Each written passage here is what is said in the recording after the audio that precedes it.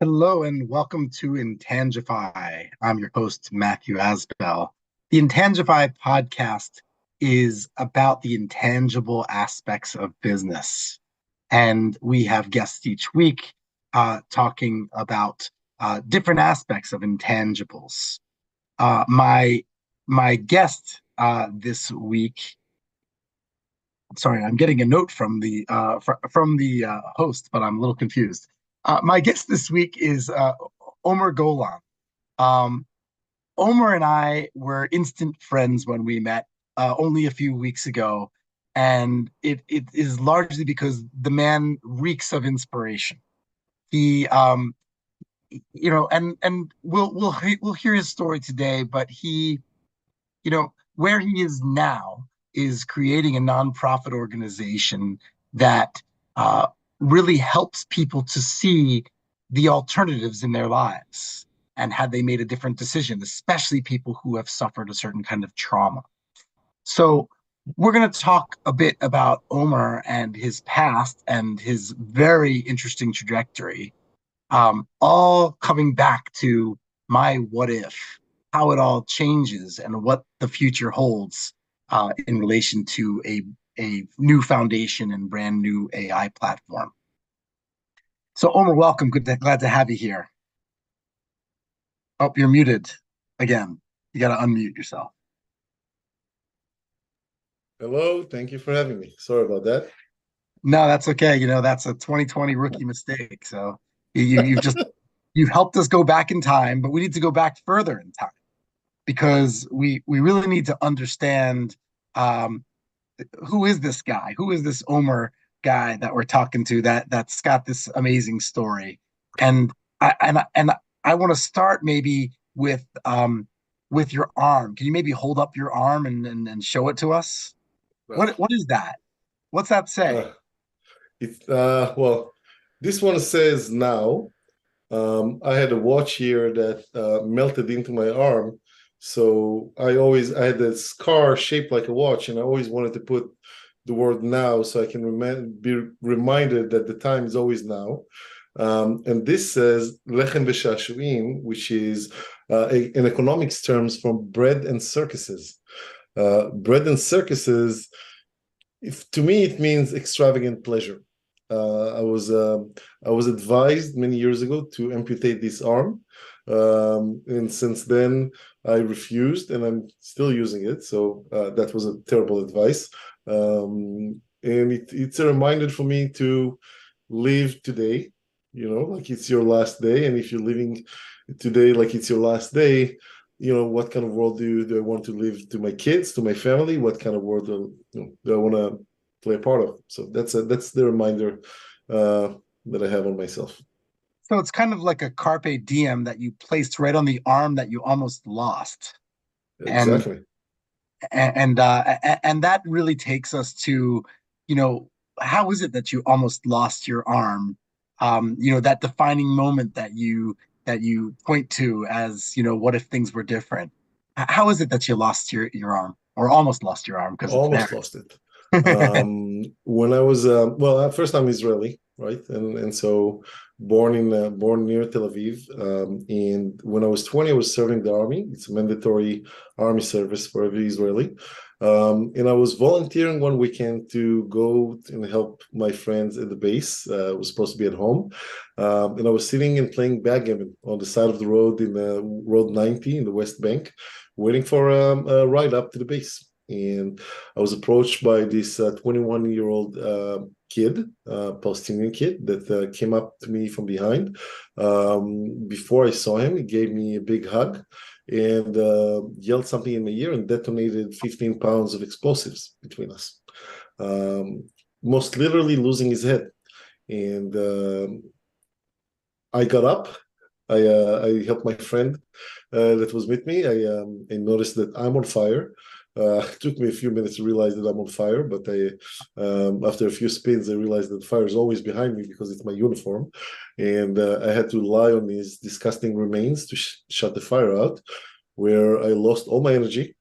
I was very tired all of a sudden, and I lost a lot of blood, and I died for a few minutes. And I was lucky to have a doctor for some reason passing by, and she saw me, and she resuscitated me. She kept me alive. She brought me back. She kept me alive till the ambulance showed up, and I woke up a month later in a hospital in Haifa, in the north of Israel, where I spent a year. As soon as I woke up, I saw my mom, and I felt, oh, I'm either in hell or I'm alive. I don't want to spend eternity with my mom. So if it's an eternity with my mom, it must be hell, right? And if I'm alive, then it doesn't feel that great either. And I was the worst patient on earth. I did not want to survive. They told me that they have to amputate my arm. And they said you have to do it below the elbow, otherwise, well, it will rot, and you have to do it above the elbow and higher and higher. And I was mourning. I thought I would always have a music career. So I was just thinking, I don't feel my hand now, and maybe I will be able to play in the future. I don't want you to take it off. I don't want to amputate it. I don't have any clothes that fits one sleeve. All my shirts have two sleeves. And I refused. I had them put this back together. I don't know, with some gum, I guess, and some glue, and they put it back together. But now, 23 years later, I can still use it when I drive, and right, it's very helpful to be able to elbow other people in life. No, I guess that's in short how I died and how I almost lost my arm, and also why I want this constant reminder that the time is now. So that was a defining moment for you, and as you've told me, right? And um, you've told me things like, you wonder, what if it had been different? What if you had not been there that day? You Um, know, it's I spent a year being the worst patient on earth. I didn't want to survive. I didn't want to heal. I looked at my face like 3 months in, they let me see a mirror by mistake. I saw a charred, burned out raisin, Freddy Krueger like person, and I thought, oh, I'm gonna get out of the hospital. I'm gonna scare little children for the rest of my life. It's horrible. All the dreams that I was spending 9 months in the hospital just thinking about the person I lost, about the dreams that I lost, about the music that I can't make, about all the things that I won't be. And I had no idea that, I couldn't imagine that a year from there I would meet my wife, and 5 days after we met, I'm going to propose to her, and she's going to be as crazy and say yes. And 5 weeks later we get married. We'll build new dreams together. We'll live in 4 countries. We'll visit, dozens of places. We'll have these two beautiful oopsie babies, start 4 tech companies together, and really create new dreams, new passions, new ambitions. All I was thinking was, life is horrible. This is what I lost, and I don't know how to move forward. And so moving back from there, I thought, what if I didn't die? Right? It's like it was always on my mind. Like, what if I was successful in my art career? I had success and I had failures as an entrepreneur. I was happy with my life the way they turned out, but I was always feeling that my original plan of being a musician was taken away from me. Like this plan, this life plan that I had, since I was 4 years old, I thought I'd be a musician, and I was kicked out of this path, and I had to find new dreams. So always like, what if I didn't die? What if I didn't wake up this morning and go to the army? What if I didn't serve the military at all? And I thought I wanted to build this machine that can create a simulation for me, that can show me, just for my curiosity or a little bit regret and a little bit feeling like missed opportunity. I wanted to have a simulation that will show you what my life would be like. And I imagine to have a rock star life with groupies and road trips and all these tours and exciting things that musician do. And I was telling my daughter about this, and she's 10. And I was telling her, listen, the daddy wants to build a time machine that could go back and revisit this point of time that I did one thing, and I know how that turned out, but I was always curious about what was the other path, right? And she's telling me, she's 10. She's telling me I have more what if questions of myself. I have, I am like, how much of a New Yorker are you that you have regrets already? You're 10 years old. You barely form memories.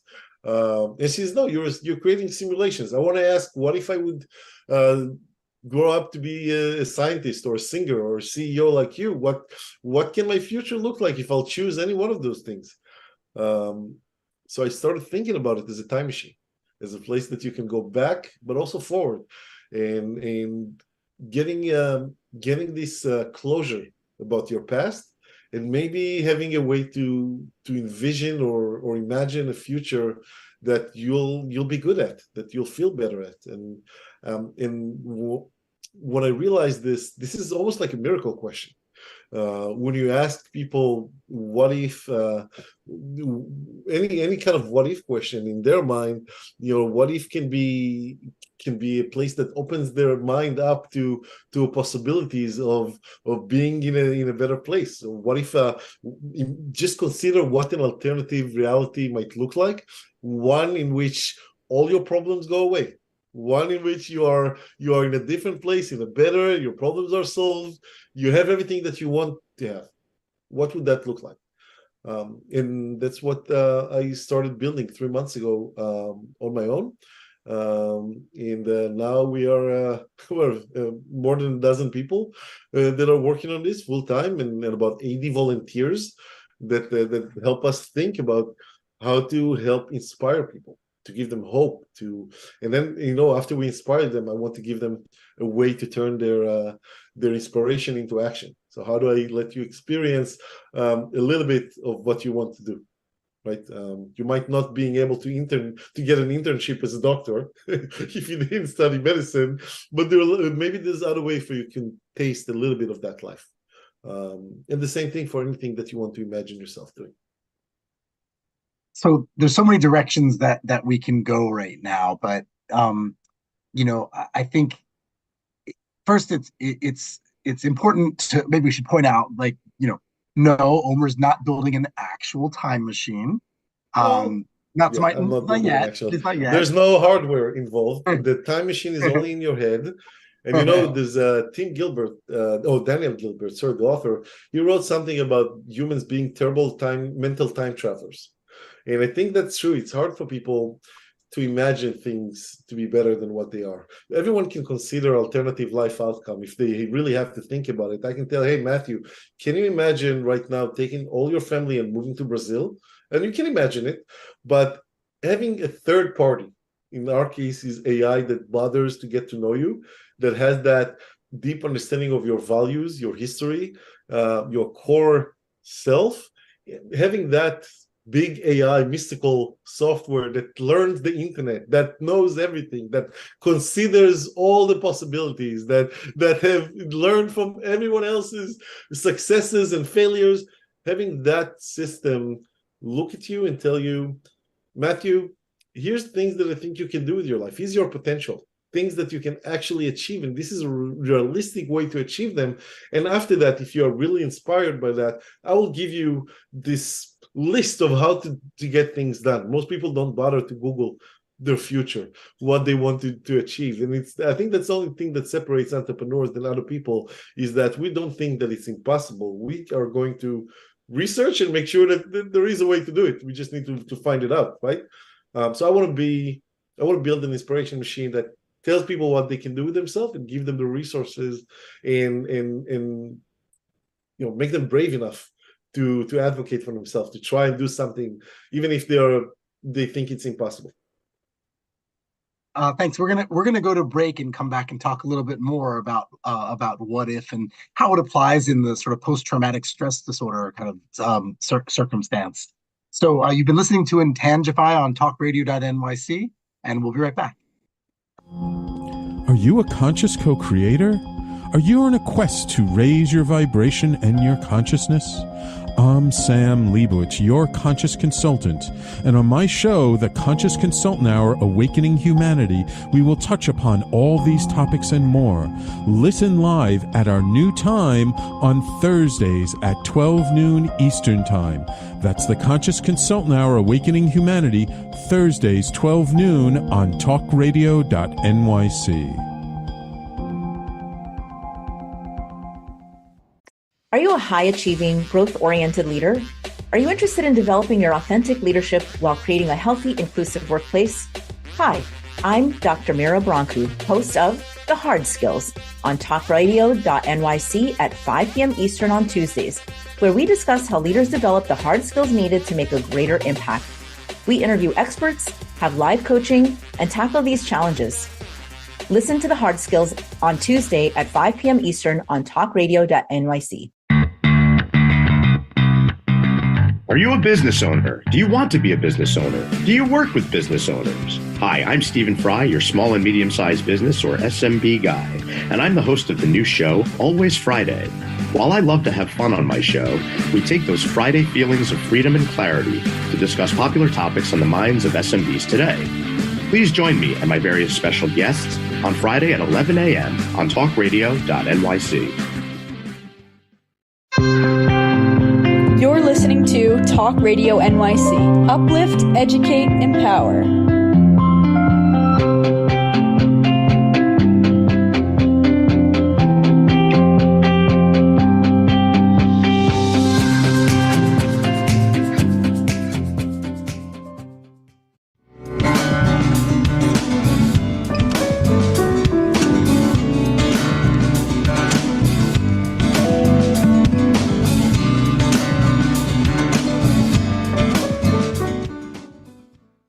Welcome back to Intangify. I'm your host, Matthew Asbell. My guest is Omer Golan, and he is the inspiration behind WhatIf and the creator of WhatIf, a foundation and soon-to-be AI platform that helps people to envision alternate lives for themselves based on who they really are and what decisions they made in their lives.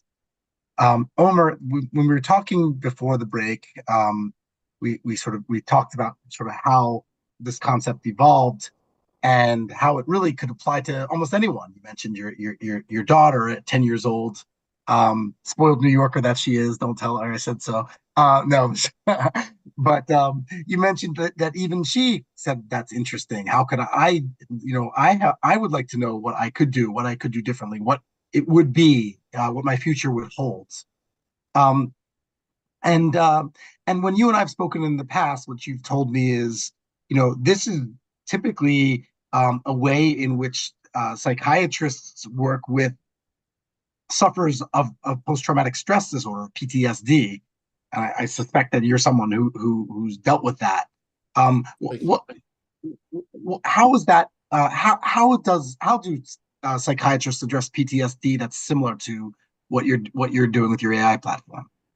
Think about therapy as a process in general. They get to know you. You spend some time getting to know each other, right? If you actually went through the first 3 sessions and you find someone that you can speak to, then they get to know you, and in a few weeks, once they know you enough, they put a mirror in front of you.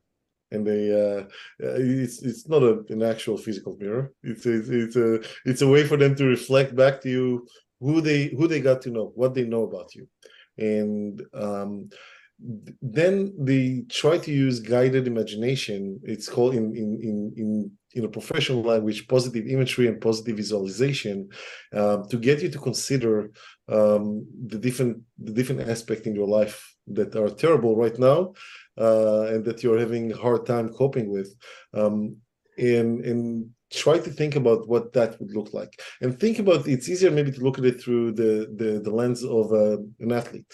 Athletes are using the same technique of positive visualization to imagine themselves jumping a little bit higher, running a little bit faster than their peers, right? And athletes who use positive visualization outperform their peers who don't by 5%. In a similar way, you don't need to be an Olympic athlete to understand that if you can really see how your future would look like, if you can envision and get this perspective from outside and say, hey, time heals. Time, you can't see it right now, but in a year, in 2 years, in 3 years, you will be in a different place. So what actually research have shown is that when you use positive visualization, when you try to use your imagination as a guide, you actually can create new pathways in your brain. You can, in the most literal sense of the world, understand that what seemed to be impossible before now seems possible all of a sudden. And I think that what sounds so amazing as an artist in my life. I use a storyteller. I like telling stories. I like to inspire people through stories, through art. And as an entrepreneur, the thing that I love the most about building companies is to inspire people. I would have an idea, I would have a vision for something, and I would give these fiery talks about, improving shopping or digitizing storefronts, or whatever that machine that I would build, or that thing that I would invent. And you didn't hear about it at all at one point, and then I came and I give you that notion that it's possible, that if you get behind it and you believe in it and you support it, you can actually make this happen. And this is kind of the thread that went throughout my life. I love inspiring people, and I think that it changed a lot about me, and all the things that I was coping with my own PTSD. I felt during this process, I felt like my mind changed about what's possible and what's not. And I can see that in actual clinical research that's been done, and you can kind of see some quotes for that on our website, on our foundation's website. There is a lot of basis to this idea that intentional storytelling can change your mind. And that's what I'm trying to do. I'm trying to create a machine that would get to know you, who you are, your values, and based on that, let you play back those past what if moments that you have, whether you're regretting or maybe you're now considering a new career path, or you're like, oh, I'm not happy with what I'm doing right now. Instead of feeling stuck and miserable and looking at all these people that are more successful than us on Instagram or in other places and think, oh, we can never be them, we can never do what they do, we can actually help you imagine how you can, and give you a realistic view of that, of the steps that you need to take. And again, we can see a lot of this on our website. It's mywhatif.org. We are a non-profit, and I want to tell you why we're a non-profit. We're a non-profit because VC money turns, and that, I guess just as well as I do, VC money tends to change products. It tends to change go-to-market. It changes companies. All of us that decided to build this together, we realized we want to give a tool to people. We want to give it for free. We think a lot of people need it. A lot of people are suffering from depression. A lot of people are suffering from PTSD, from trauma, from anxiety. But you know what? There's so many other people who are not clinically ill, but they're just stuck, or they're just waking up one morning feeling unwell or uninspired and need someone to shake them a little bit and to say, here's something that you didn't consider, but you can do it and you can help yourself. And that's where we're trying to achieve. We have a lot of therapists and psychiatrists and neuroscientists that are on our team. Everyone are with PhDs in their title. Mine is the only one with PTSD instead of the PhD. Yeah, I mean, so in my profession as intellectual property is because I love creativity. I love inspiration and creativity, and my job is about protecting that. So I completely relate to what you're saying when you talk about sort of the power of inspiration and the only thing I struggle with as I listen to the story, and I know there's more to the story, but is the picture I have of this guy in the hospital for a year who hates himself and is miserable and doesn't want to do anything. How did that guy change to life is possible? Everything is possible. I mean, was it your wife? Where was the trigger there that changed your attitude? That's a good question. I think that my wife, if I had to imagine someone that beautiful saying yes to my proposal after 5 days and being that crazy to actually follow it through with me, I think that was the first clue that things are possible. The thing that seems impossible can be possible. But I guess that I had to find new dreams. All of a sudden, I found myself out of this hospital and not being able to make music, not being able to express myself in the same way. And I found painting and art, visual art, to be a comparable kind of path, and that gave me a similar satisfaction when it comes to self-expression. And I destined myself to be poor. I decided I'm going to be an artist, and probably that's not going to make me money, but I'm going to be happy with it because I'm going to be creating things that I like and make me happy. And I somehow, through our travels, through our work, we started making a living. That was very strange to us. Why would someone pay for something that is so unnecessary as a painting? As an artwork, it's so not required. It's the last thing. There's nothing more luxury than to pay for art.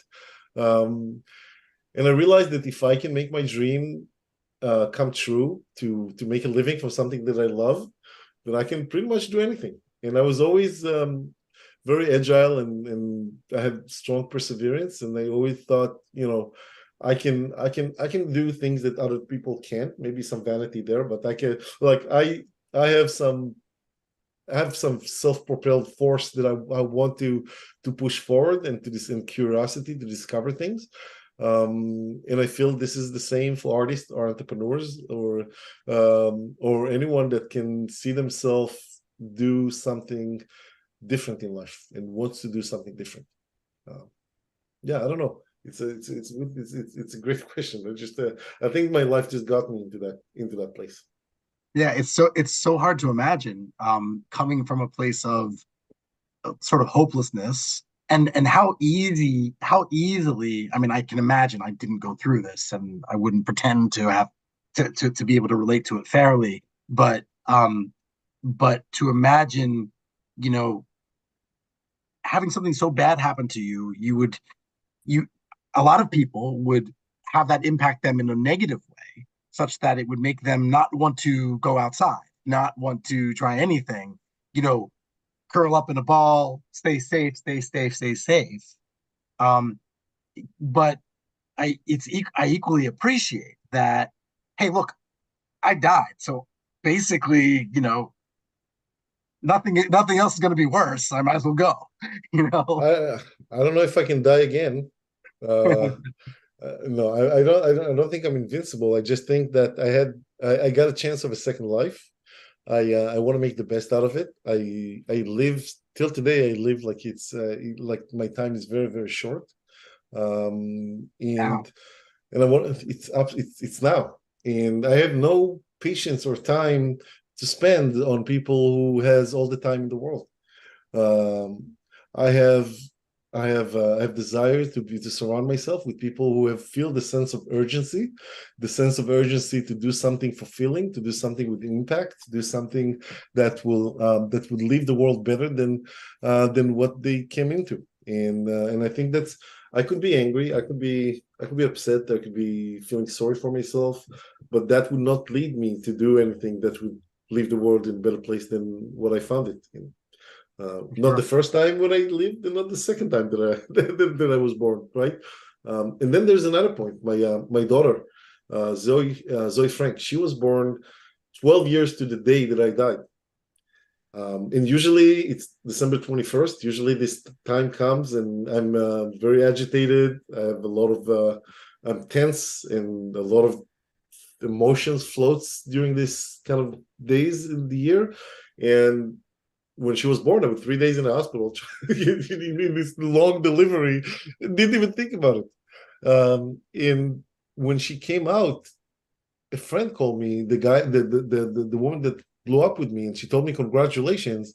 And I thought she meant to the birth, but I didn't really tell her about the birth. But she came to congratulate me for my second birthday, and I realized that this guy that killed me also had parents, that he was someone's son.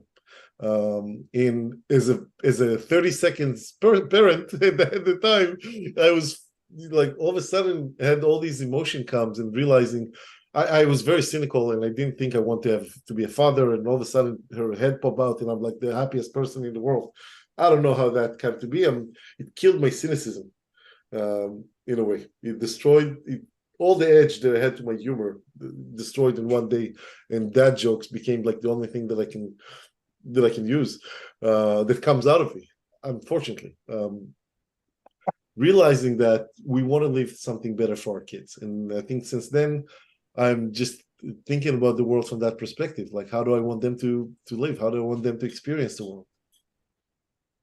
Well, we got to go to break. So you've been listening to Intangify, and we'll be right back. Are you a high-achieving, growth-oriented leader? Are you interested in developing your authentic leadership while creating a healthy, inclusive workplace? Hi, I'm Dr. Mira Brancu, host of The Hard Skills on talkradio.nyc at 5 p.m. Eastern on Tuesdays, where we discuss how leaders develop the hard skills needed to make a greater impact. We interview experts, have live coaching, and tackle these challenges.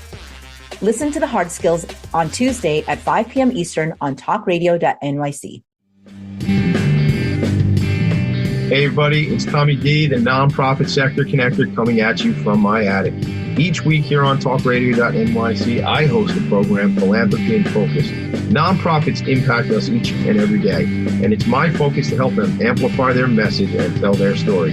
Listen each week at 10 a.m. Eastern Standard Time until 11 a.m. Eastern Standard Time, right here on talkradio.nyc.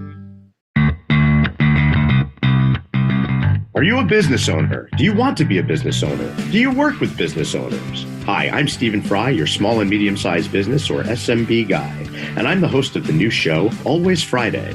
While I love to have fun on my show, we take those Friday feelings of freedom and clarity to discuss popular topics on the minds of SMBs today. Please join me and my various special guests on Friday at 11 a.m. on talkradio.nyc. You're listening to Talk Radio NYC at www.talkradio.nyc. Now broadcasting 24 hours a day.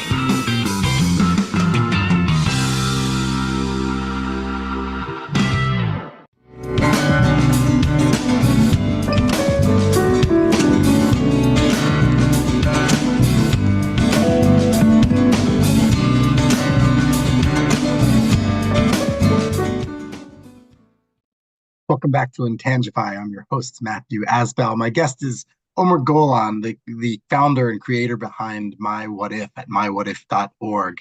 Omer, I can see you really like the theme music, so I just want to put out there that unlike other podcasters, I actually did my own theme music. So it's one of my many skills.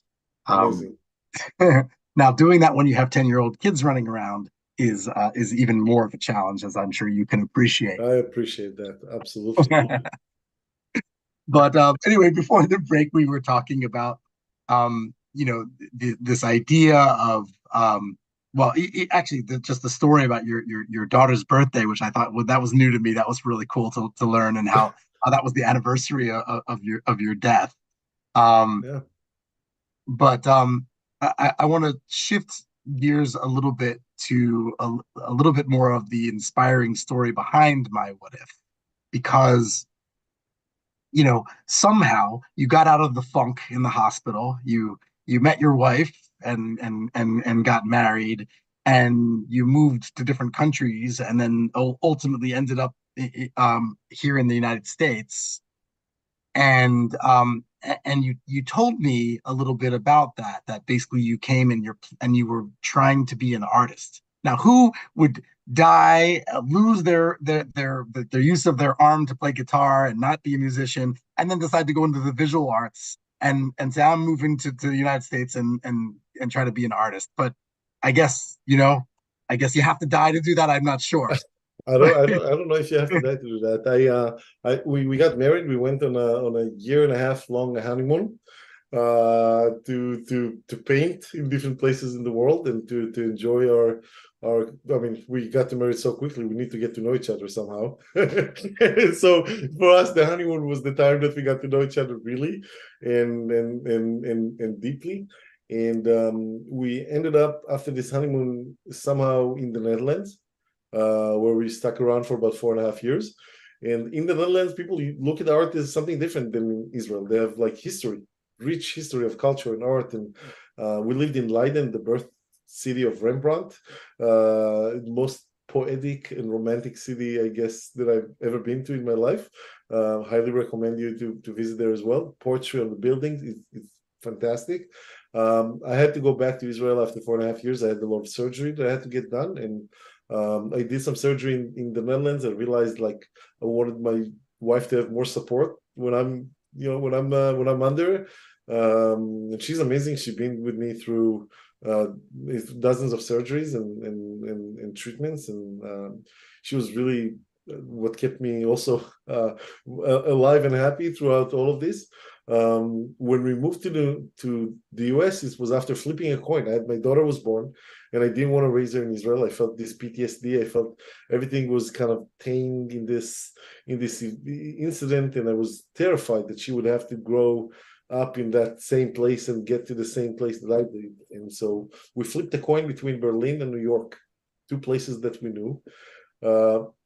And the coin pointed at Berlin. My wife pointed at New York, and we were here 2 weeks after with a 5 months old baby and a tourist visa and I think about $8,000 or so. And we wanted to conquer the art world. And we slept at the back of the gallery in Red Hook in Brooklyn with the baby for a few months, looking for some break in this art scene. But the only break that came was someone that offered us to design a hotel and experiences there. Somehow we got into it. I realized I really enjoy working with bigger budgets than I had with museum budgets. That I really enjoy creating something that is out there much more publicly than a museum. If you want to see my show in a museum, you have to go to the 4th floor to this room, and it's only there for 3 months. But if you want to see my work now, it might just go to the hotel. It's there every day. It's open. It's open for business. There are hundreds of new people every week that get to experience it. And I realized that artists and entrepreneurs have a lot in common. They have to reinvent themselves. They have to be better. They have to express themselves in a clear way so people would follow them, and they have to inspire people to be able to raise money, to be able to find employees, to find partners, customers. They have to tell them, hey, this thing you never heard about, now it's possible. I'm doing this, and you can support me and do it with me. And I like that, and that's how I ended up here. Well, you're skipping over a little bit, right? Just a little. Right. So you decided to come, or your wife decided to come to New York, and you came. You tried to. You were a starving artist for a while, and then you kind of got these opportunities to work in relation to the hotel to do the art. But I don't understand, how do you become an entrepreneur from that? So first, finally, I work in the business sector and not in the art sector, which is a different type of animal all entirely. I'm starting to make more money and feeling, I'm actually supporting my baby now. I'm actually giving her a place that is worthy to live. And I wanted to build another company. I had like another idea, and I met this person, and we chatted, and we thought about, hey, let's build this new thing. And we started working together. I spent a lot of money. I created this new thing, and I realized it wasn't the right partner for me. I got out of it because I didn't know anything about the actual business side. I like the product side. I like to build the product, and I trusted him with his business school degree and with his trust fund background and his the degrees and contacts, that he will go and do the business side. He will be the CEO, raise money. He will go and do whatever. I just wanted to build a product. I had an idea for something that I found was fantastic, and I thought, I want to use it. I know everyone want to use it. I want to build it. I spent a lot of my money, actually all of my money, on building this product in about a year. And at the end of it, I realized he actually never went to fundraise because he didn't believe that we can build it. And that's where I felt devastated. I felt like I trusted someone. I did my part. They didn't do theirs. I want to do it again, but I want to do everything, because I don't know who to trust. And since my wife became my COO, we started doing everything together. And I didn't know how to fundraise, so I set up meetings with all the lawyers and accountants in New York that I could meet. I would pitch them my idea, and I would listen to their pitch and why they are such great IP lawyers or corporate lawyers or accountants and whatnot. And I would say, hey, Matthew, you sound like a great lawyer, and I would love to work with you, but I don't have any money. Actually, I had that conversation with you already, but I don't have any money. But I would love to work together. And if some of your clients are investors, if you know any investors that can support us, once we have money and and some backing, I'll come back and we'll work together. Most people said yes, yes, yes, and never made any introductions. A few of them made introductions, and so that's how I met my first investor. My first investor gave me a $250,000 check and introduced me to other investors. And I was I was saying, oh, now I know how to raise money. I don't know. This is like, I speak to people, I'll tell them what my dream is, and if I convince them, they eventually they follow along. So we raised about $3.5 million for that company in that seed stage. We loved working together. We learned, we made a lot of mistakes. We had a few successes, a few failures, but I realized I love doing this. I love, I started this with a fear of public speaking, terrible, paralyzing fear of public speaking. And my partner signed me up to do some pitches, and all of a sudden I find myself in competitions, racing against the clock to say everything that I have to say in 3 minutes. In the first competition that I did, I won $50,000 check, first prize, and I was terrified of the time, of the everyone looking at me, and I had to fill the space. I have to feel the silence and with something that would get them to, and everyone kept their faces so serious, and I didn't know if I'm gonna do it or not. But the $50,000 check would help you feel more confident in what you're doing. So I was lucky enough to win a few other pitching competitions and to get a few other smart employees and smart partners and investors, and I fell in love in this space. I loved it. I looked at it as art. I felt very creative in this in inventing new solutions and trying to solve problems. And yeah, it wasn't a creative side where you drink a lot of red wine in a museum, like a normal gallery opening and so on. It was creative in a different way, but it was very fulfilling. What kind of products are you talking about?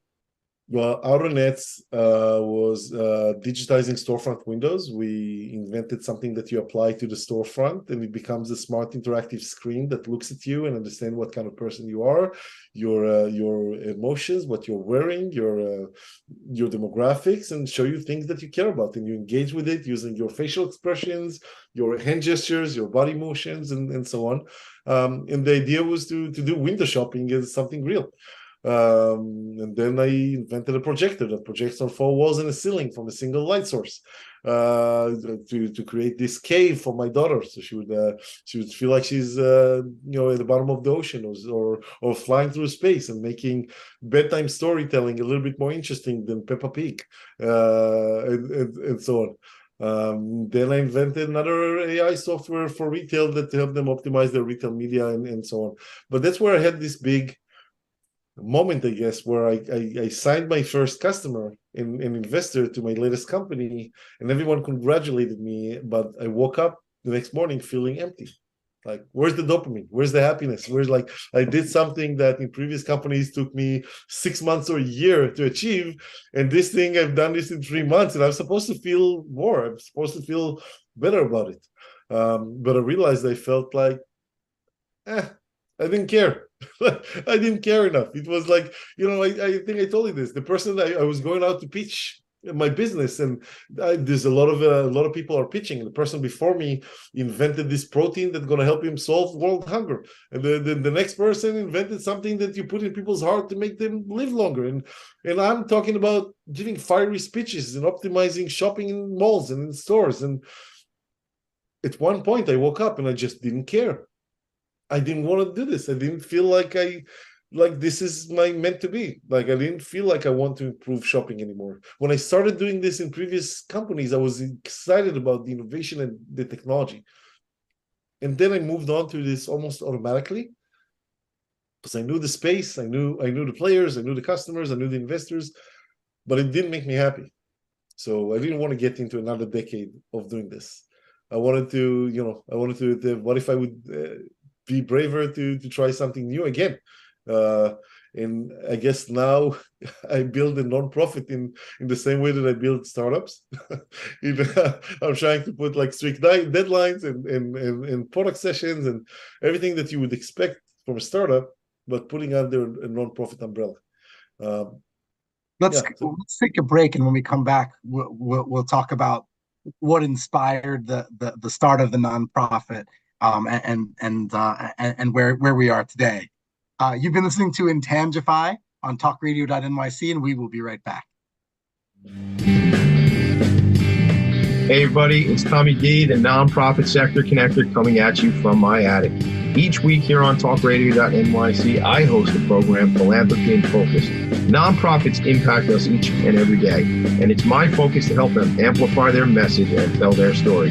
Listen each week at 10 a.m. Eastern Standard Time until 11 a.m. Eastern Standard Time, right here on talkradio.nyc.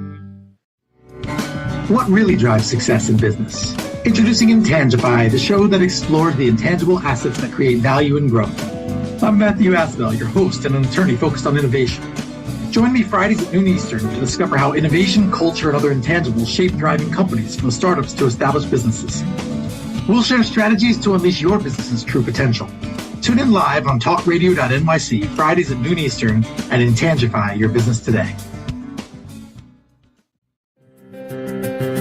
In a post-COVID world, you may have many unanswered questions regarding your health. Are you looking to live a healthier lifestyle? Do you have a desire to learn more about mental health and enhance your quality of life? Or do you just want to participate in self-understanding and awareness? I'm Frank R. Harrison, host of Frank About Health, and each Thursday, I will tackle these questions and work to enlighten you. Tune in every Thursday at 5 p.m. on talkradio.nyc, and I will be frank about health to advocate for all of us. You're listening to Talk Radio NYC at www.talkradio.nyc. Now broadcasting 24 hours a day.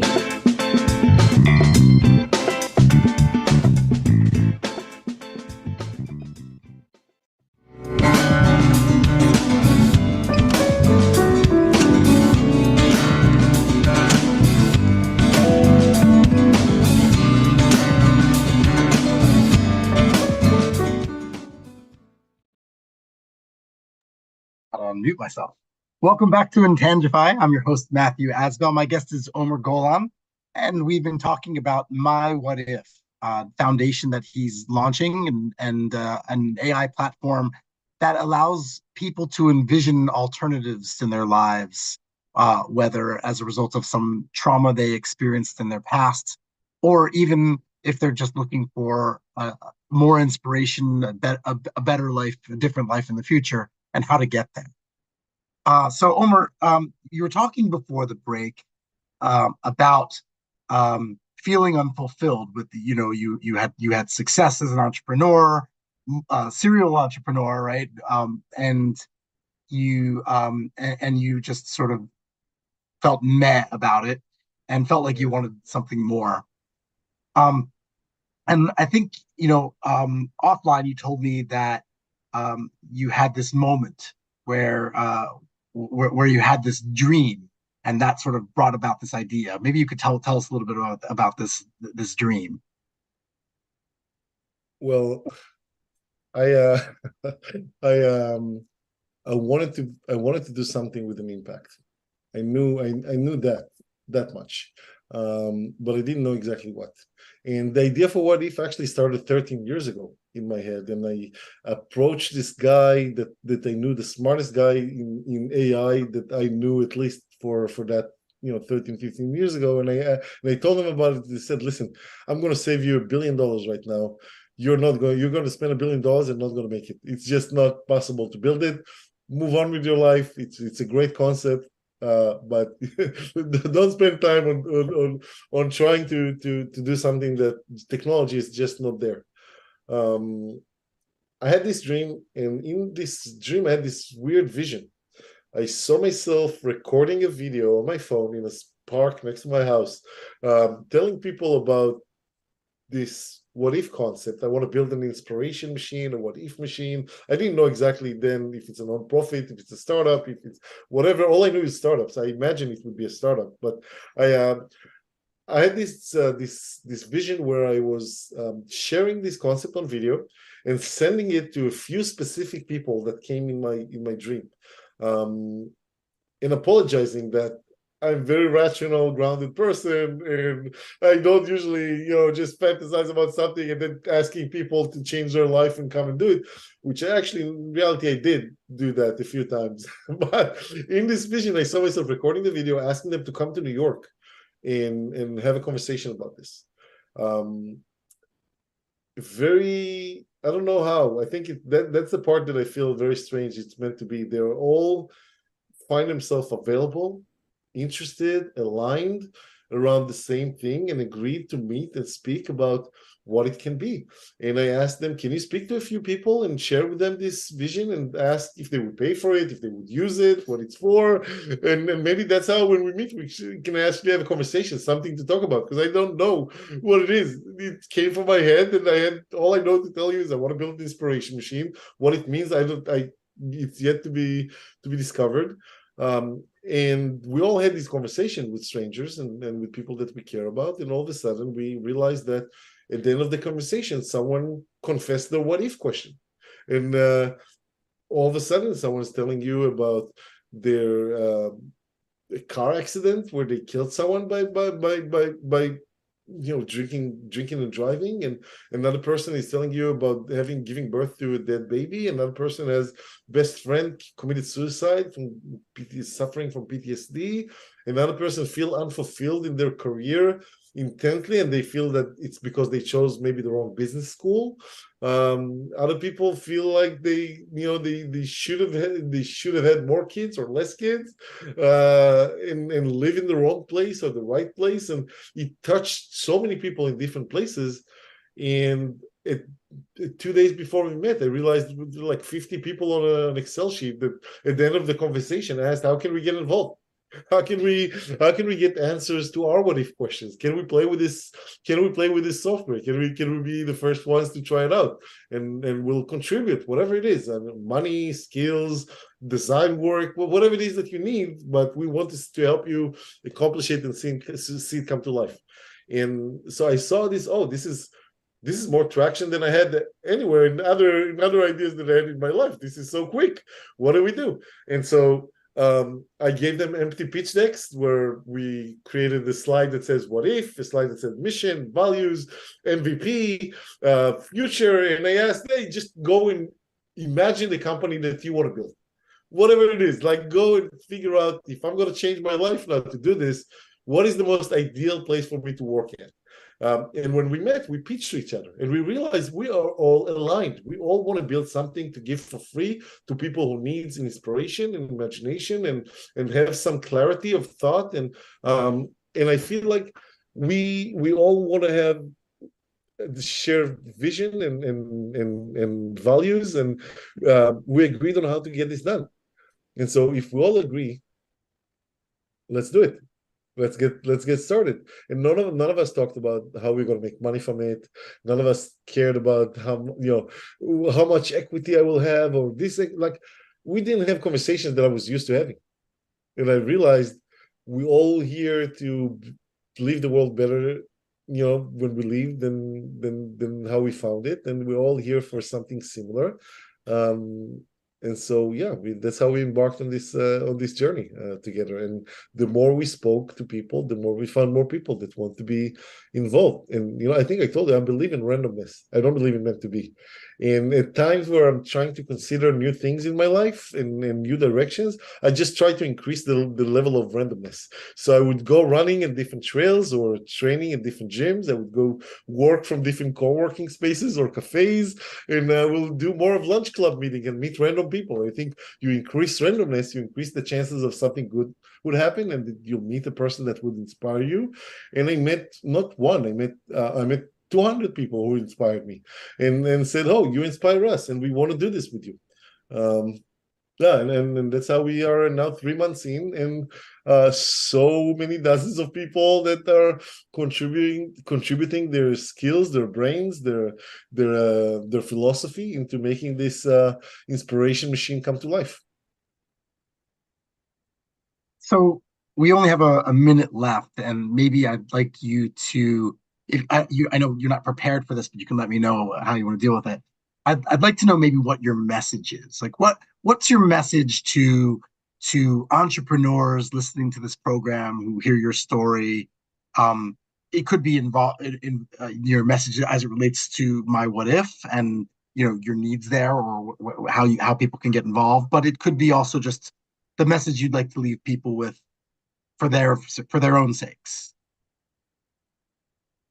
There's a what if. I'm looking for people who want to join our mission, who care about the cause, who want to help people. Either they want to help themselves, they have some what if question that bothers them about their past or their future, or maybe they want to get to know themselves better and identify what they're still searching for. Join us. You can join us as donors. You can join us as volunteers. You can join our team and find a job with the foundation if you have the skills that we're looking for. There are so many ways to contribute for this. I think that personal growth and mental health and well-being is not a personal effort at all. I think it's a community effort. I think we should be helping each other and one another to move forward in life. And for anyone else, any other entrepreneurs that are contemplating building something big, you can do it. Don't be discouraged. And I think that's the only thing that I find in really good entrepreneurs that I met throughout my life, is that they don't let things bring them down. There are going to be so many no's, but every no that you're getting is getting you one step further to a yes. And I think that's what every entrepreneur should keep in mind. There will be a lot of frogs to kiss before you'll find your prince that will say yes and will believe in what you do. But keep going.